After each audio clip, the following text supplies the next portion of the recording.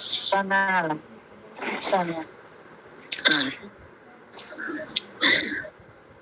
ఈ యొక్క ప్రత్యేకమైన సమయంలో దేవుడు నాకు ఇచ్చిన సమయాన్ని బట్టి దేవాతి దేవునికి మొట్టమొదటిగా కృతజ్ఞతాస్థితులు స్తోత్రాలు ఆయన నామానికి చెల్లిస్తున్నాను.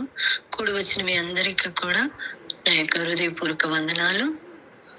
ఈ యొక్క కాన్ఫిడెన్స్ కాల్లో ఈ రీతిగా మనల్ని అందరినీ సరైన సమయంలో జతపరిచి మనల్ని ఈ రీతిగా నడిపిస్తున్న ఏస్తేరికి నా యొక్క హృదయపూర్వక వందనాలు. నా కొరకు ప్రార్థించిన శిరోమణి గారికి కూడా నా యొక్క వందనాలు తెలియజేస్తున్నానండి.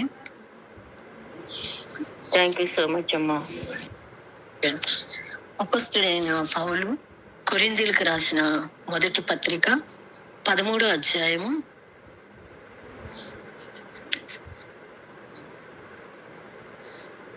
13వ వచనాన్ని ఒకసారి చదువుకుందామండి.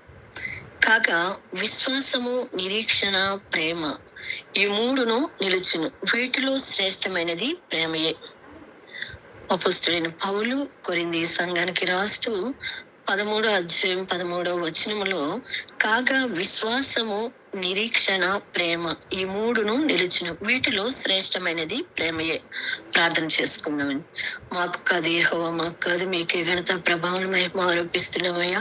కొంతసేపు నీ యొక్క వాక్యాన్ని ఆయా ధ్యానించాలని మేమందరం ఇష్టపడుచుండగా ప్రభా, ఎన్నిక లేని నన్ను ప్రభా ఉదయం నీ యొక్క నామంలో జ్ఞాపకం చేసుకున్న విధానాన్ని బట్టి నీకు వందనాలు ప్రభా. నీ మాటలను ఉచ్చరించడానికి కూడా సరిపోలేదు దానిని ప్రభా ఉదయవ దయతో ప్రభా ఉదయవ అయా నీ సిలువ చోటు నన్ను మరుగుపరుచుకొని ప్రభా మాకు కావలసిన ఆత్మీయ వాక్కులను మాకు వినిపించమని ప్రభా మన నోటి మాటలు అందరూ హృదయ ధ్యానముని దృష్టికి అంగీకృతముగా ఉండటానికి సహాయం చేయమని మా పురుషుడు యేసుక్రీస్తు నామమున వేడుకొంచున్నాం తండ్రి, ఆమేన్.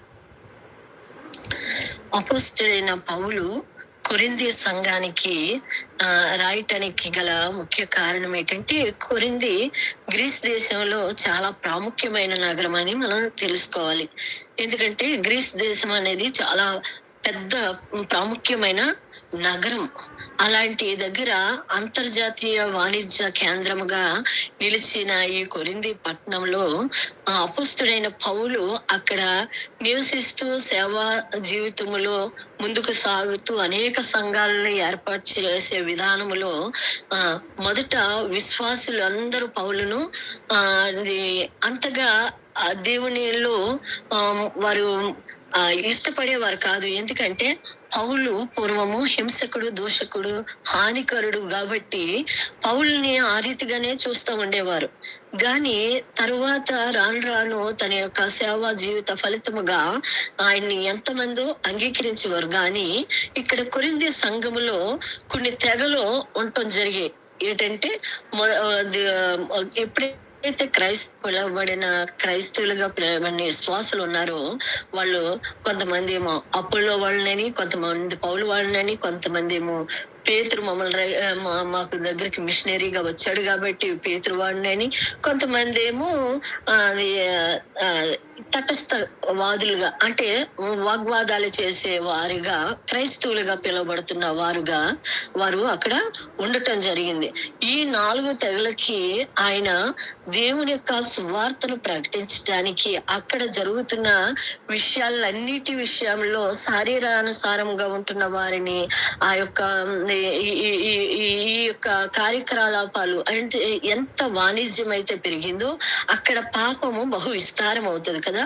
పాపం అంటే విగ్రహారాధనగా అక్కడ చూస్తాం. అతి దేవతా భక్తి కలిగిన వారుగా వారు ఉంటున్నప్పుడు ఆ యొక్క దినాలలో ఈ రకమైన తెగలు కలిగిన మనుషుల మధ్య ఆయన చాలా సమయోచితముగా తన యొక్క వాక్యాన్ని బోధిస్తూ వచ్చేవాడు. ఎందుకంటే ప్రభువైన యేసుక్రీస్తు వారు కూడా ఆ దినాల్లో సువార్తను ప్రకటించడానికి పామరులుగా అక్కడ విద్య లేని వారు, అక్కడ చాలా మంది పామరులుగా ఉన్న వారికి అర్థమయ్యే రీతిలో చాలా ఉపమాన రీతిగా ఎట్లాగైతే బోధిస్తూ ఉండేవాడో ఆ రీతిగానే అపోస్తలుడైన పౌలు కూడా ఆ యొక్క కొరింథీ సంఘానికి తన యొక్క బోధనలు వినిపిస్తూ సిలువ వేయబడిన యేసు క్రీస్తుని తప్ప మరి దేనిని కూడా మీరు హెచ్చించకూడదు అన్న విషయాల్ని అక్కడ చెబుతూ అనేక రీతిలుగా ఆ సంఘాన్ని ఎంతగానో బలోపేతం చేసినట్లుగా మనం చూస్తాం. ఎందుకంటే ఒక సంఘములో క్రీస్తు సంఘాన్ని చూపించడానికి లోకములో ఆ దేవుని యొక్క సువార్తను అంటే చాలా ప్రాంతాల్లో ఇంకా సువార్త లేని ప్రాంతాలు చాలా మట్టుకు ఉన్నాయి. అసలు క్రీస్తు అంటే తెలియలేని ప్రాంతాలు తెగలు కూడా ఇంకా ఉన్నాయంట. అందుకనే ఇంకా అంతటా అందరూ మారు మనసు పొంది ఆయన నామములో మోకరిస్తేనే గాని అంతము రాదు అనేసి మనకి యొక్క పరిశుద్ధ బైబిల్ వాక్య పట్టణాల్లో మనం చూడగలం. అయితే ఇంకా దేవుని యొక్క భక్తి కలిగలేని స్థితిలో ఉంటున్న వారి మధ్య సువార్త వెళ్తున్నప్పుడు అది చాలా చాలా గొప్ప విషయమే గాని లోకములో ఒక సముద్రములో వాడ తేలిపోవటం ఎంత మనోహరమైన దృశ్యంగా మనకు కనబడుతుంటది. కానీ సముద్రములో ఉన్న వాడలోకి సముద్రము నీరు వస్తే దానివల్ల ఫలితం ఏంటి? అది మునిగిపోతుంది కదా. అదే విధంగా సువార్త రావటం చాలా మనోహరమైన విధంగా ఉంటది. కానీ అనేకులను వెలిగించే రీతిగా అనేకుల్ని దేవుని ఆత్మల సంపాదన విషయములో పౌలు గారు తాను పడిన శ్రమ చాలా గొప్ప శ్రమ, చాలా శ్రమలు అనుభవించినట్లుగా మనము ఈ యొక్క పరిశుద్ధ దైవ లేఖనంలో మనం చూడగలము. ఎందుకంటే నన్ను ముమ్మారు వారు కొట్టారని చెప్తాడు. 5 మారులు 1 తక్కువ 40 దెబ్బలు నేను తిన్నాను అని చెప్తాడు. ప్రభువైన యేసుక్రీస్తు వారిని అయితే ఒకసారి అంటే యూదుల ఆచార ప్రకారముగా 40 అన్నది సంపూర్ణమైన సంఖ్య. ఆ యొక్క సంపూర్ణమైన సంఖ్య ఎప్పుడైతే ఆ 40 దెబ్బలు ఆ వ్యక్తిని ఆ విరోధి అయిన వారిని కొట్టినప్పుడు మరొకసారి శిక్షించటానికి వాళ్ళకి ఏమాత్రం అధికారం ఉండదు. అందువల్ల వారు ఏం చేస్తారంటే 1 తక్కువ 39 దెబ్బలు కొట్టి వదిలిపెడతారు. అంటే రేపొద్దున మళ్ళీ ఏదైనా తన మీదకి ఏదన్నా అపవాది ఏదన్నా ఎవరన్నా రుజువు చేసినట్లయితే 1-2 సాక్ష్యాల వల్ల అది బలోపేతం అవుతే అక్కడ మరలా ఆ వ్యక్తిని శిక్షించటానికి ఉంటది. కాబట్టి 1 తక్కువ 40 దెబ్బలు కొట్టే ఆచారం కలిగిన యూదులుగా అక్కడ మనం చూస్తాం. అయితే ఈ యొక్క కొరింథీ సంఘములో మొదటి సంఘముని బాగానే దేవుని నామంలో నడిపిస్తూ వచ్చాడు. సువార్త ద్వారా అనేక ఆత్మలను సంపాదించిన తరువాత తిమోతి సంఘాన్ని తీతుకు అప్పచెప్పినట్లుగా మనం చూస్తాం.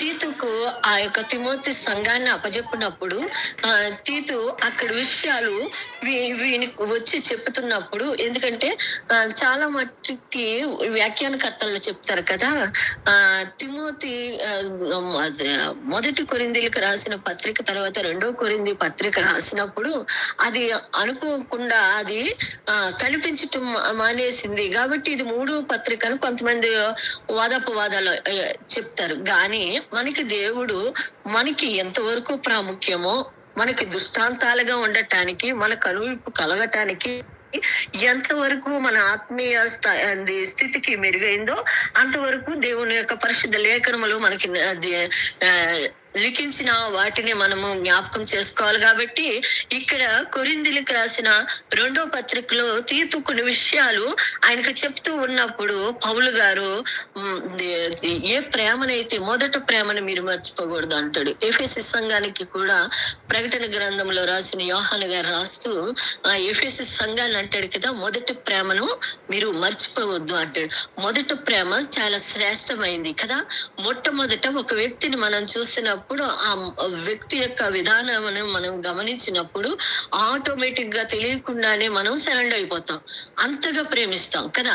ఆ ప్రేమ రాను రాను మానవులుగా పోతదేమో గాని ప్రభువైన యేసుక్రీస్తు వారిలో ప్రేమ నిలిచి ఉన్నది అనటానికి ఈ యొక్క అపోస్తుడైన పౌలు 13వ అధ్యాయములో ప్రేమ కొరకు రాయటం జరిగింది. ప్రేమ స్వరూపమైన ప్రభువైన యేసు క్రీస్తును వారికి ప్రత్యక్షంగా కనపరచడానికి అపోస్తుడైన పౌలు గారు ఈ లేఖనాన్ని రాస్తూ ఈ 13వ అధ్యాయము అంతటిని మనం చదివినట్లయితే చివరి భాగానికి వస్తే, కాగా విశ్వాసము, నిరీక్షణ, ప్రేమ ఈ మూడును నిలుచును, వీటిలో శ్రేష్టమైనది ప్రేమయే అంటున్నాడు.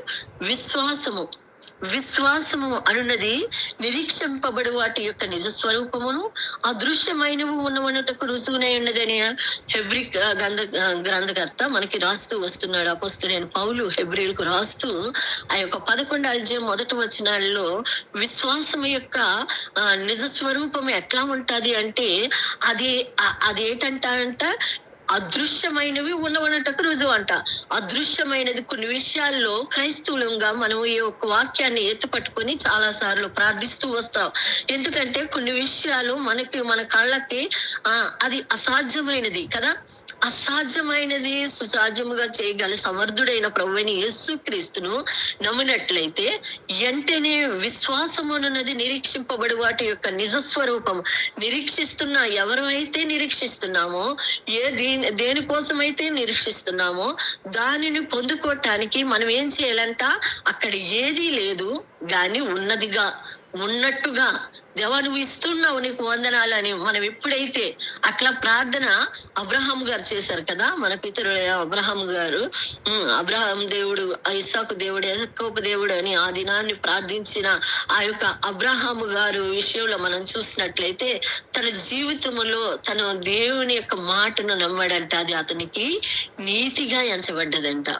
నీతిగా ఎంచబడినట్లుగానే ఉండిపోలేదు గాని వారికి ఒక లోటు ఉంది. అబ్రహాము గారికి 99 సంవత్సరాలు వచ్చేస్తున్నాయి, సారమ్మకి 89 సంవత్సరాలు. ఈ యొక్క వ్యవధిలో అంటే సారా మృతతుల్యమైన తన గర్భమును దేవుడు తలంచుకుంటే ఏదైనా చేస్తాడు కదా, ఏమైనా చేయగలము అన్న మాటని మనం చాలా ఈ యొక్క దినాల్లో మనం ఆ పాటను మనం చాలా ప్రాముఖ్యంగా ఎన్నుకున్నాం కదా.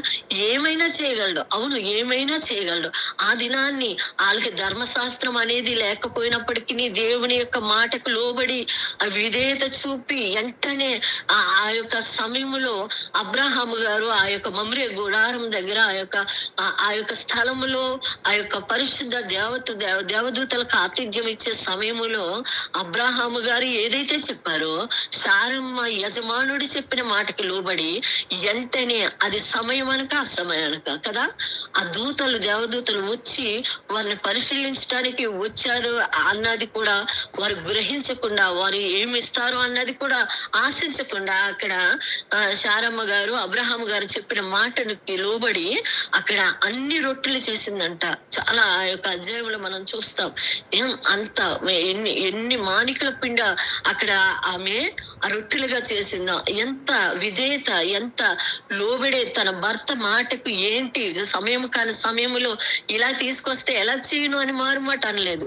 అబ్రహాము గారేమో దేవునికి మారుమాట ఇవ్వలేదు.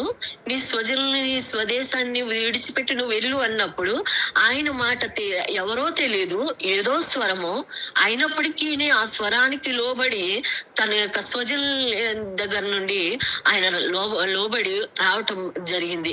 అలాగనే అబ్రహాము గారు భార్య అయిన శారమ్మ కూడా యజమానుడు ఏది చెప్తే దానికి విధేయత కలిగి వెంటనే ఒబే అయ్యి వారికి కావలసిన ఆ యొక్క వంటకాలని చేసి ఇచ్చినప్పుడు అక్కడ చెప్తారు కదా, వాళ్ళు తృప్తిగా తిని ఆ దేవదూతలు చెప్తారు కదా, వచ్చే మరుసటి ఏటకి మీకు ఒక కుమారుడు కలుగుతాడు అన్నప్పుడు డేరా పక్కన వెనకాలండి వింటున్న సారమ్మ పకాలించి నవ్విందంట. ఏంటి నాకు కుమారుడా? ఎందుకంటే ఈ వయసు వచ్చిన తర్వాత, ఎంత వయసు వచ్చిన తర్వాత నా భర్తకేమో 99 సంవత్సరాలు, నాకేమో 89 సంవత్సరాలు. ఇప్పుడు నా గర్భం మృతతుల్యమైపోయింది, పనికి రాలేని దాన్ని కూడా పనికొచ్చే పాత్రగా మలిచే దేవుడు మన యేసయ్య ఉన్నాడు కదా.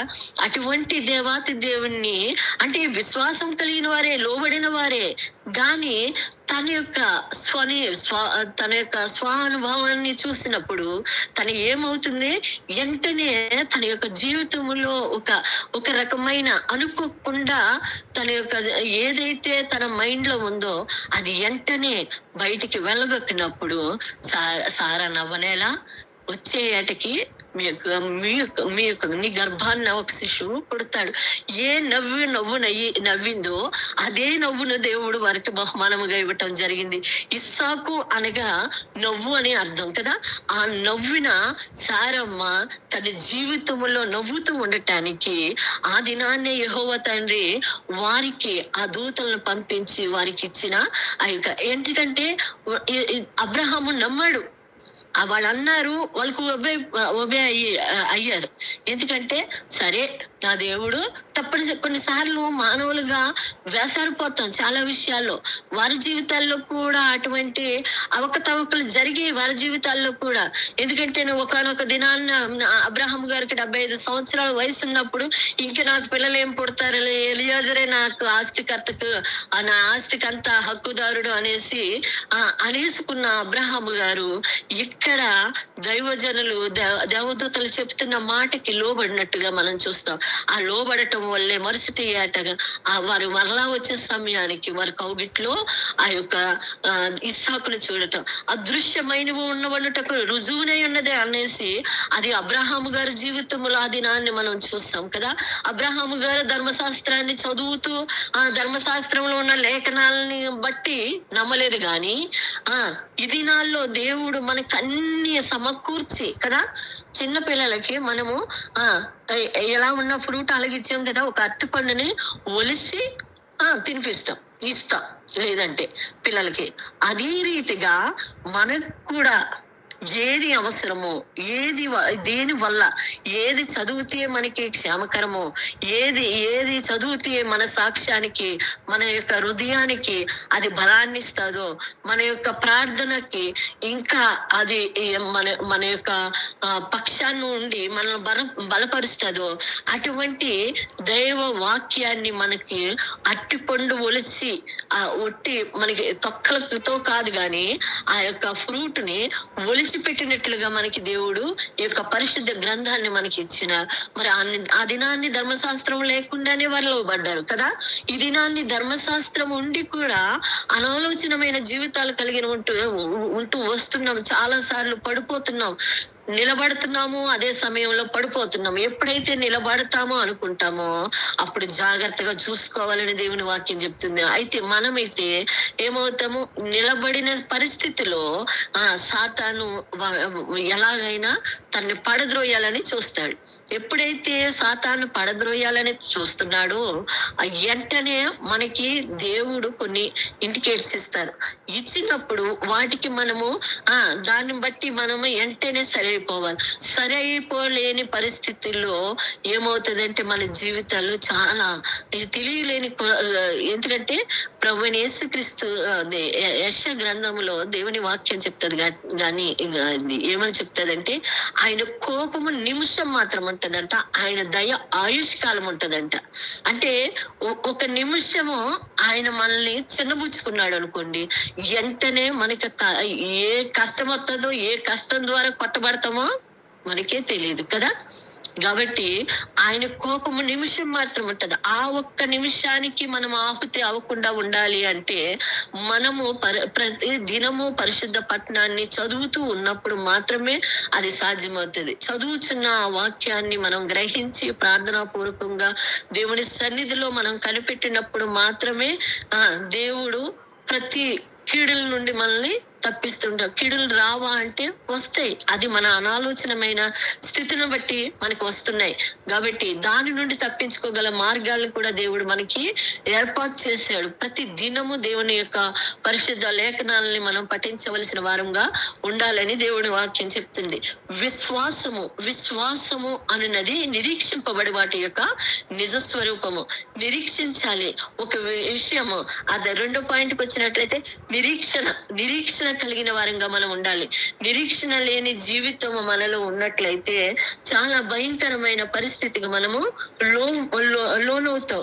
నిరీక్షణకు ఆధారం లేనప్పుడు అతడు నిరీక్షణ కలిగి నమ్మెను అనేసి రోమ పత్రికలో మనం ఆ మాటలు చూస్తాం. రోమ 4:18 మనం ఆ మాటలు చూస్తాం. అంతేకాకుండా రోమ 5:3-4 వచనాల్లో కూడా మనం చూసినట్లయితే శ్రమ ఓర్పును, ఓర్పు పరీక్ష నిరీక్షణ కలుగజేస్తదంట.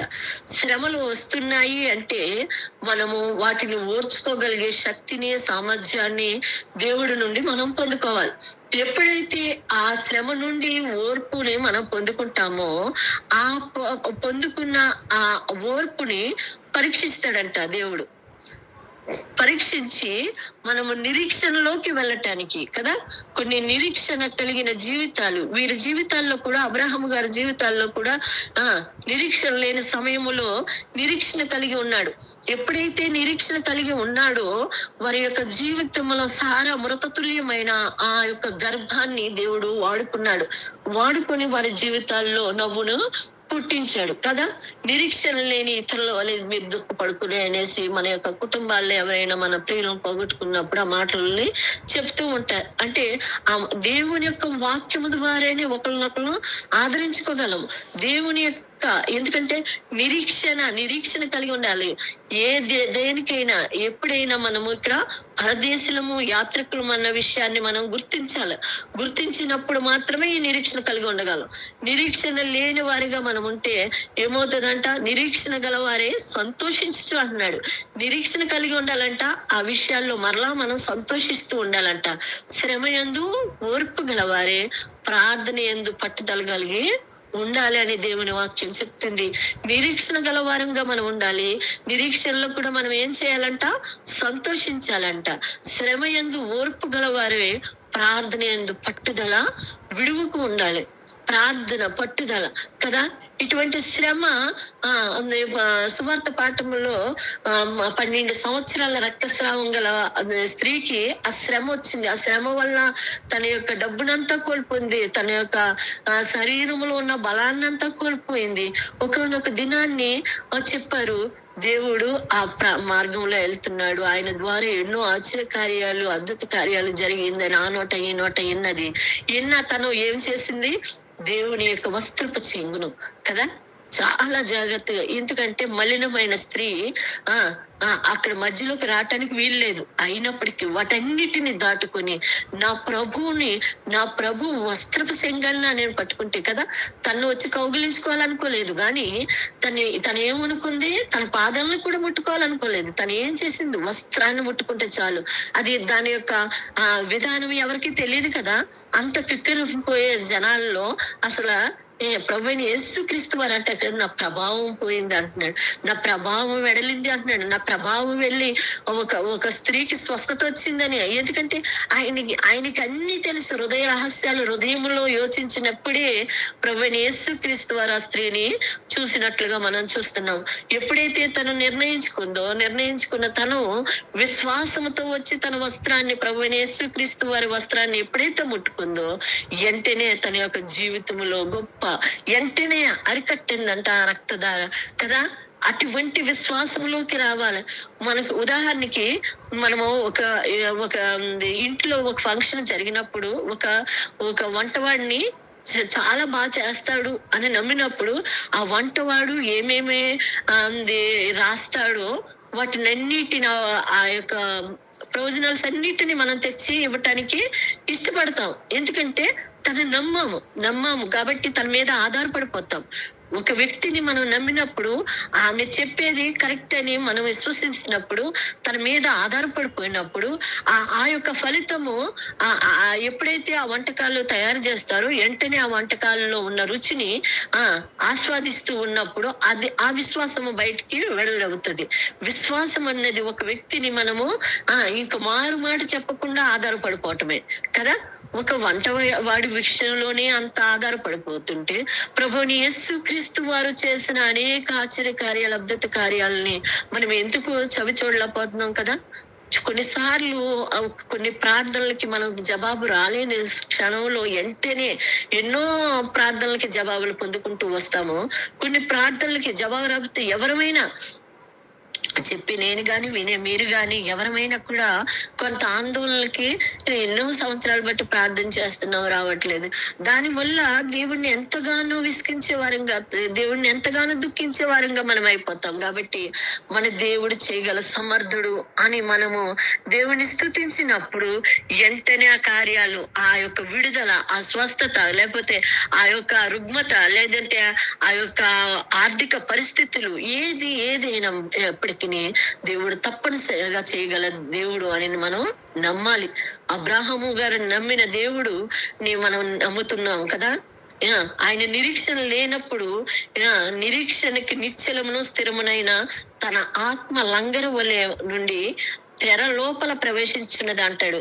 తెర లోపల ప్రవేశించిన ప్రభువైన యేసు క్రీస్తు వారు కదా, ఆ యొక్క సిలువలో ఆయన ఆ యొక్క అడ్డు తెర, నీకు నాకు, నీ పాపాలు నా పాపాలు అడ్డు గోడగా ఉండినప్పుడు ఆ తెరను ఆయన చింపివేసినట్లుగా ఆయన మరణము నీకు నాకు, ఇంకా ఆయన కార్చిన ప్రతి రక్తపు బొట్టు కూడా మన యొక్క అతి పరిశుద్ధ స్థలము అన్నది లేకుండా అందరము కూడా అబ్బా తండ్రి అని మొరపెట్టుకోగలిగే స్థితిని ఇచ్చాడు.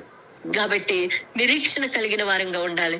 విశ్వాసము, ఏ యొక్క విశ్వాసమునైతే మనము చేపడుతున్నామో ఆ యొక్క విశ్వాసమును, నిరీక్షణను మనము కలిగి ఉన్నప్పుడు ప్రేమ కదా, విశ్వాసము, నిరీక్షణ, ప్రేమ, ఈ మూడు కూడా నిలుచును. వీటిలో శ్రేష్టమైనది ప్రేమే అంటున్నాడు.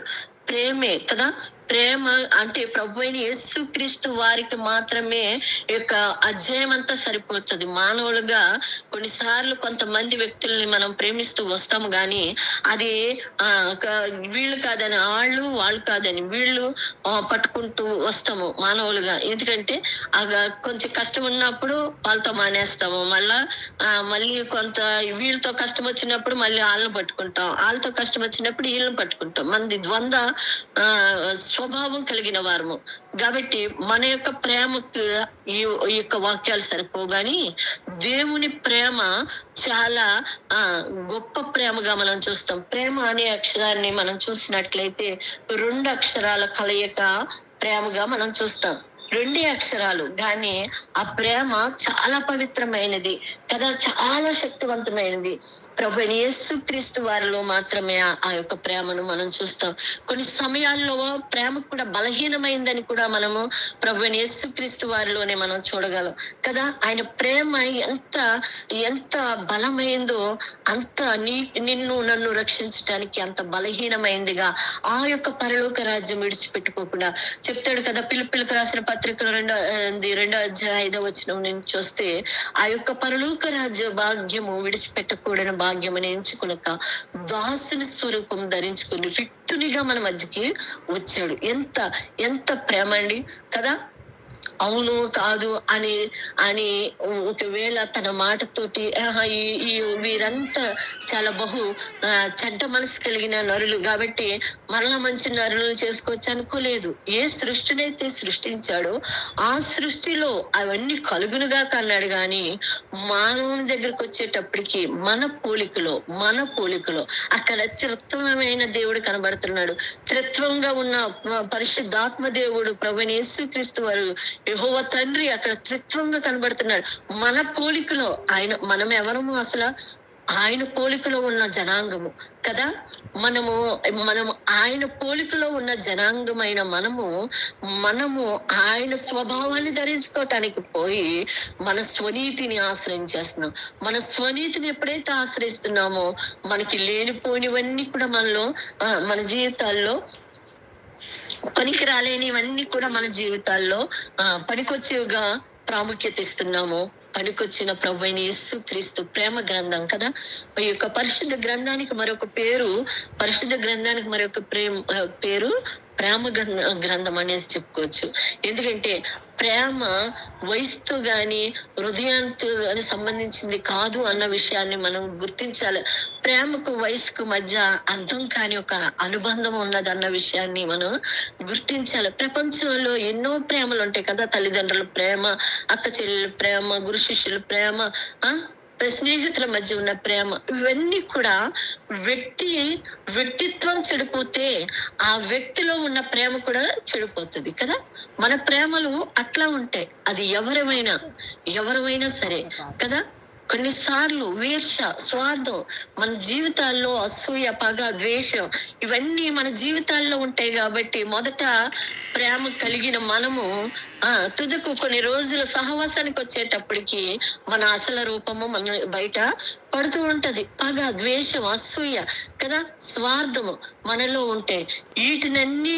ఇటువంటి చెడు గుణాలన్నిటిని రూపమాపటానికి ప్రభువైన యేసుక్రీస్తు వారు ప్రాణం పెట్టి ఆయన ఆ యొక్క ప్రేమ పెట్టి ఉంచటమే కాకుండా పరలోక రాజ్యానికి నిన్ను నన్ను తీసుకెళ్లాలని ఇష్టపడుతున్నాడు. ఆయన ప్రేమలో లోపాలు లేవు కదా. ఆయన ప్రేమ ఎంత అపురూపమైన ప్రేమ అన్నది పై వచనాల్లో మనం చూస్తే చెప్తాడు కదా. పూర్ణమైనది వచ్చినప్పుడు 10వ వచనాల్లో మనం చూస్తే, పూర్ణమైనది వచ్చినప్పుడు పూర్ణము కానిది నిరార్థకమగునంట. నేను పిల్లవాడినే ఉన్నప్పుడు పిల్లవాని వలె మాట్లాడి తిని, పిల్లవాని వలె తలంచి తిని, పిల్లవాని వల్ల యోచించి తిని, అప్పుడు పెద్దవాడినే పిల్లవాడిని చేష్టలు మాని తిని, ఇప్పుడు అద్దములో చూసినట్లు చూచినగా చూచున్నాము, అప్పుడు ముఖాముఖిగా చూస్తాం. ప్రభువైన యేసుక్రీస్తును ఎంత ప్రేమ కలిగిన ప్రేమ శాస్త్ర కాలము నిలుస్తుందంట. ఆయన ప్రేమ శాశ్వత కాలం ఉంటది, స్వప్రయోజనం కోరుకోదు, అమర్యాదగా నడుచుకోదు. ఆయన ప్రేమ దీర్ఘకాలం ఉంటది. మనం కొన్ని నెలలు కొన్ని రోజులు గడిస్తేనే చాలు, నెలల వరకు కూడా అక్కర్లేదు మన ప్రేమ కదా. అసూయ ప్రేమ, ద్వేషం, అసూయ, ఆ కపటం కలిగిన ప్రేమగా మన ప్రేమ మారిపోతుంది. కానీ దేవుని యొక్క ప్రేమ దీర్ఘకాలము సహిస్తదంట మనల్ని. దీర్ఘకాలం కూడా మనల్ని సహించే ప్రేమ కదా. దేవుని యొక్క ప్రేమలో మత్సర పడదంట. ప్రేమ డంబముగా ప్రవర్తింపదంట. అది ఉప్పొంగదు. పుట్టినే ఎంత ఉప్పొంగిపోయినట్టు చూపిస్తారో కొంతమంది ప్రేమలు కదా. ఆ ప్రేమలు సమయానుకూలంగా ప్రేమలు మారుతూ వస్తుంటాయి. మన ప్రేమలు మనం వారు అని కన్నా మనం అంటే సరిపోతుంది. ఎందుకంటే అది మనలో కూడా కొన్నిసార్లు ఆ యొక్క పరిస్థితులు ఉంటూ వస్తున్నాయి. ఉండటమే కాకుండా, ఎందుకంటే కొన్నిసార్లు మనల్ని వారు ప్రేమిస్తేనే మనం ప్రేమించగలం. వారు మనల్ని ద్వేషించారంటే వెంటనే మనం ద్వేషిస్తాం. అలాంటప్పుడు మనలో ప్రేమ ఉంది, లేదంటే మనం దయ కలిగి ఉన్నాము, మన ప్రేమ మత్సరం లేదు, మన ప్రేమ డంబంగా లేదు అనుకోవటానికి ఏమాత్రము లేదు. ఎందుకంటే ప్రభువైన యేసుక్రీస్తు వారి యొక్క ప్రేమే అది ఎంత శాశ్వత కాలము కూడా ఆ ప్రేమ ఉంటది. ప్రవచనమైనా నిరార్థకం అవుతాయంట, భాషలైనా నిరార్థకం అయిపోతుందంట, జ్ఞానమైనా నిరార్థకం అవుతుందంట. కానీ ఆయన ప్రేమ మాత్రం శాశ్వతమైనది, పూర్ణమైనది. ఎప్పుడైతే వచ్చిందో, పూర్ణము కాని మనుషులుగా మనం ఉంటున్న మనము ఎట్లా మనం మారాలి? దేవుని సన్నిధిలో నిరీక్షణ కలిగిన వారిగా ఉండాలి. విశ్వాసము ఆవగింజంత విశ్వాసం ఉంటే అంట ఈ కొండెళ్ళి అటువైపు సముద్రంలో పడాలి అనుకుంటేనంట అది జరిగిపోతుందండి. అది నిజానికి చూస్తే అసాధ్యంగానే ఉంటది. కానీ అది నమ్మినట్లయితే, మనం విశ్వసించినట్లయితే ఆ యొక్క మహిమను చూడగలం. మనకి ఎన్నో శ్రమల లాంటి, బండ లాంటి, ఎంత కొండ లాంటి శ్రమల్లో మనం ఉంటూ వస్తున్నాం. మనకి చాలా శ్రమలు కనబడుతున్నాయి. మనము అనుకున్నంతసేపు అది ఏమాత్రం ఇదవదు. కానీ దేవుణ్ణి మనం చూసినప్పుడు మాత్రమే అవి మనకి చులకనిగా కనబడతాయంట. అవి తీసి పాడేసి అంత శ్రమగా కనబడుతుందంట. అటువంటి అనుభవాల్లోకి నీవు నేను రావాలంటే ఈ ప్రాముఖ్యమైన 3 కూడా మనం సంతరించుకోవాలి. విశ్వాసాన్ని మన జీవితంలో పెట్టుకోవాలి, నిరీక్షణ కలిగి ఉండాలి. మన దేవుడు గొప్ప దేవుడు, మన దేవుడు శక్తిమంతుడు, బలవంతుడు అని మనం నిరీక్షణ కలిగిన వారంగా ఉండాలా. ఆయన ప్రేమ స్వరూపి అన్నాడు. మనల్ని ఈ లోకములో ఎవరు ప్రేమించినా ప్రేమించకపోయినా మన యొక్క నిర్మాణకుడు మనల్ని చేసిన మన చేతి పని అయి ఉన్నాం కదా, ఆయన చేతి పని అయిన మనల్ని మన నిర్మాణకుడైన ప్రభు అయిన యేసుక్రీస్తు వారు ఒక్కరు మాత్రమే అర్థం చేసుకోగలరు కదా. అటువంటి దేవునికి మన సమయాన్ని హెచ్చించాలి గాని ఈ లోక సంబంధమైన విధానాలకి మనము సమయం హెచ్చిస్తే మనకి దొరికేది, మనకి ఇదే అది మనకి మిగిలేది అని అంటే దుఃఖము, ఆయాసమే. వారితో ఎవరితోటైనా ఎవరైనా ఏదైనా కానీ మనకు కొన్ని బాధ్యతలు ఉన్నాయి కాబట్టి, సమాజంలో ఉంటున్నాం కాబట్టి మెలకువ కలిగి ముందుకు సాగాలి. పావురం వలె నిష్కపటులే ఉండండి అంటున్నాడు, పాముల వలె వివేకులై ఉండండి అంటున్నాడు. ఈ రెండు కూడా మనకి రావాలి. నిష్కపటమైన ప్రేమ మనలో ఉందనుకో ప్రతి దానిని సహించగలం. నిష్కపటమైన ప్రేమ మనలో ఉన్నప్పుడు దేనిని కూడా మనము అది ఎక్కువగా చూడం, స్వప్రయోజనం కోరుకోం. అసలు మనకి బాగుంటేనే, మనల్ని ప్రేమిస్తేనే, మనల్ని గొప్ప అంటేనే, మనల్ని హెచ్చిస్తేనే వాళ్ళతో మనం ఉంటాము అన్న స్వప్రయోజనాన్ని మనం కోరుకోము. ఎప్పుడైతే దేవునిలోకి మనం వెళ్తామో, ఆ విశ్వాస జీవితంలోకి మనం వెళ్తామో, అటువంటి విశ్వాస జీవితం ప్రభువైన యేసుక్రీస్తు తర్వాత ఈ యొక్క పత్రికలు రాసిన పౌలు గారు దానిలోని మనం చూడగలం కదా. నేను పాపుల్లో ప్రథముడు నేను ఒప్పుకుంటున్నాడు, అదే సమయంలో సవాలు చేస్తున్నాడు, నేను క్రీస్తును పోలి నడుచుకుంటున్నాను, మీరు నన్ను పోలి నడుచుకున్నాను. అటువంటి క్రీస్తును పోలిన పరిశుద్ధాత్మ దేవుడు అపోస్తుడైన పౌలుని మరి యేసు ప్రభు వారు చనిపోయిన తర్వాత వెళ్ళిన శిష్యుడైనప్పటికీ తన యొక్క సేవ ఫలితము చాలా అమూల్యమైంది కదా. చాలా సార్లు ఈ మాటలు చెప్పిందే చెప్తా ఉంటాం కానీ వారి కోసం ఎంత చెప్పినా తక్కువే. ఎందుకంటే మనము వాళ్ళలోకి వెళ్ళలేనంతసేపు కూడా అవి గుర్తు చేసుకుంటూనే ఉండాలి.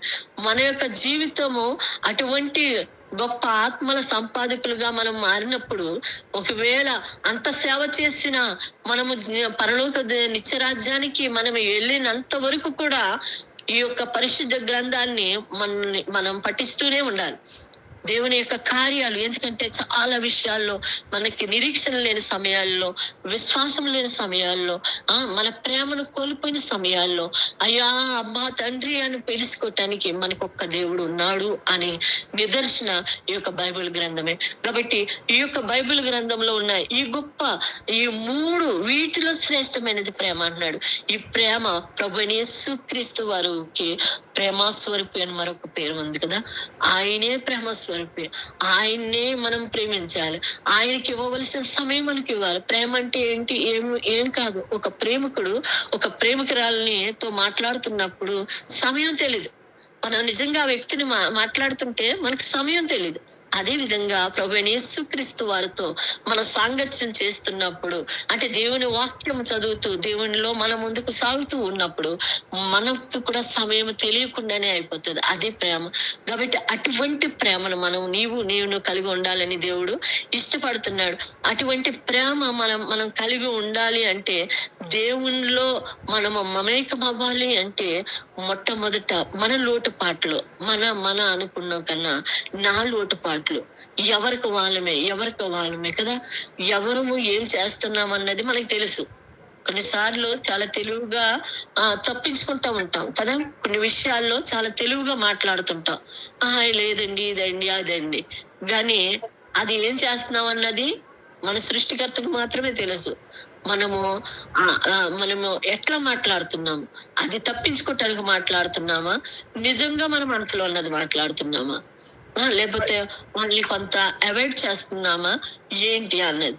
కానీ దీనికోసం అంత ఆలోచించవలసిన అవసరం లేదు. కానీ మన దేవుడు కూడా ఒకవేళ మనం అవాయిడ్ చేస్తున్నాము, మనం ఇవ్వవలసిన సమయం